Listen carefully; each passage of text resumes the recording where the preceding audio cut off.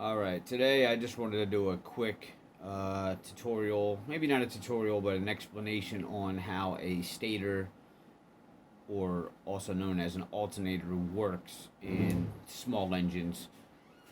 This is what I have here. This is what your alternator, which is also called stator, looks like underneath of the flywheel in your mower. So the flywheel casing has to come off. Then you get to your initial flywheel, then you take your flywheel off, and then this will be sitting there around the shaft.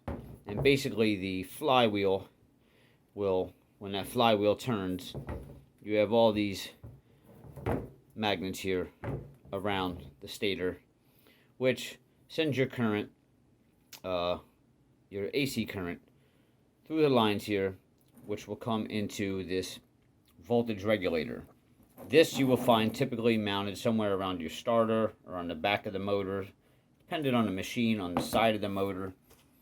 And what happens is that AC current will come in here, and there's a bunch of diodes and stuff in here. And what happens is when it comes in, it will circle around here and it will convert it into your DC current, which will come out of this red wire here.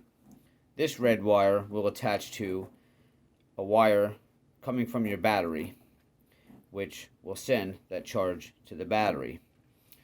Now, when these go bad, there is a way to test them, and you are going to need a multimeter, and there's multiple ways to test this when it's out now through ohms, or when it's in the machine and you start the machine, you can test this with a multimeter by putting your connectors here inside of this and setting it to AC.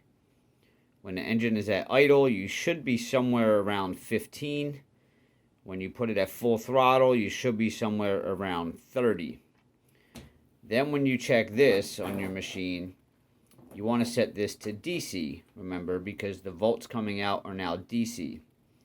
So turn your multimeter to DC and check to see if you have approximately 13 or 14 volts coming out of here.